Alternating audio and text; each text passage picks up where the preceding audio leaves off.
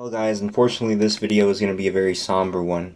But I'll try to make it have a positive twist to it at the end by showing you guys the clutch who is in the process of hatching. Now, this is actually going to be a follow-up video to my other video of this clutch that had hatched the other day. Remember, we got lucky and we got a wonderful chocolate butter ghost, a chocolate 100% het ghost, and a butter chocolate het ghost, which I believe this is probably my favorite of the clutch.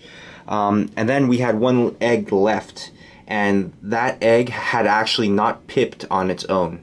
And unfortunately I'm about to show you guys the reason why, because now that snake has come out of the egg. And I warn you, it's a bit graphic. This is the animal.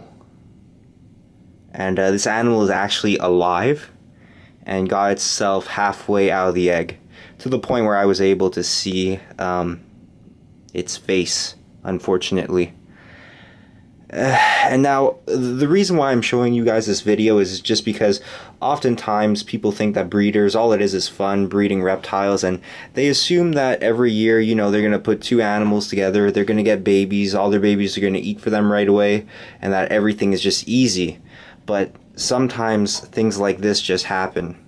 And I mean, you could see that this animal is alive and it's kind of aware of what's happening.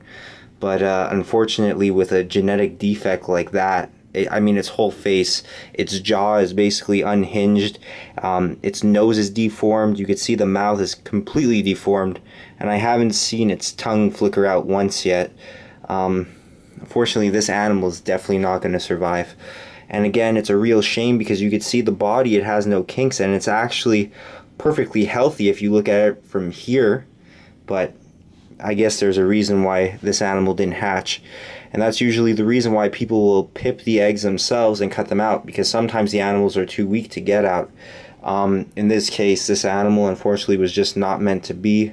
It's very sad, and I'm probably gonna let or go ahead and ask Joseph to euthanize this little animal, just because I don't have the heart to do it myself, which is kind of bad on my part. Basically, it shows that I'm not a 100% responsible breeder, because as responsible breeders, sometimes we have to be able to make hard decisions and carry out those decisions. This animal would only just suffer. I mean, there's no way this animal would be able to eat, and it basically has a lack of eyes, so I don't want to swear here, but this animal is effed, basically. There's no saving this animal, unfortunately. Sometimes you do get an animal like our firefly, Winky, who again, he looks fine from this side, but then you can see from this side, he's actually missing an eye. But that was his only defect. He's fathered clutches, and the clutches have been fine. We haven't had any defects. Last year we had one orange ghost that had a kink in its tail, but the animal was perfectly healthy, and we sold it to somebody, and we sold it as a pet. The person will not be breeding it. But this animal just, it has no hope, unfortunately. So, just wanted to show you guys that, you know, things don't always go according to plan. And you guys saw the other three babies, they're perfectly healthy. It wasn't an incubation problem, at least not on our end. Who knows what went on inside the egg, but the female was healthy, she was of proper weight, she gave no slugs, she gave 4 eggs, was her first year, mind you, but yeah, just, it sucks. But kind of leave you guys off here with a positive note.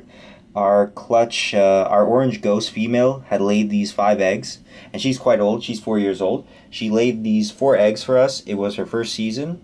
All of these babies appear to be healthy, but then again, I thought that animal would be healthy too until it popped out of the egg. I just pipped them all because this guy actually had his head out. We got pretty lucky here because we bred a pastel genetic stripe to the orange ghost female. Just basically, these are two animals that we didn't really have any plans for, so we decided, hey, may as well make some double hets. So they're all het for both genetic stripe and orange ghost.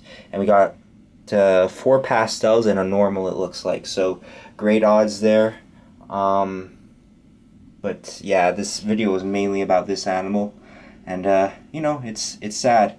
I like to think that most of us that are into the reptile hobby, or that breed reptiles or breed any sort of animal, love animals. And anytime you see something like this, it's sad, but I felt I needed to show this video to show you guys that it does happen. This probably happens a lot more often than you think, especially with people breeding females that are either too young or males that are too young. And just there's a lot of genes that don't necessarily work with each other, especially in ball pythons. And sometimes you get lethal combinations. This, as far as I know, this shouldn't have happened, basically. We didn't breed like spider to spider and have a completely whacked out animal. We didn't breed like a woma to a woma or anything like that. But it happens. You win some, you lose some. And I just wanted to show you guys that, because you guys have to be aware when you breed animals that sometimes this kind of thing is going to happen, and it's going to be on you to make the decision to, unfortunately, to have to euthanize the animal when it's this bad and the animal just can't be saved. Alright guys, take care, see you later.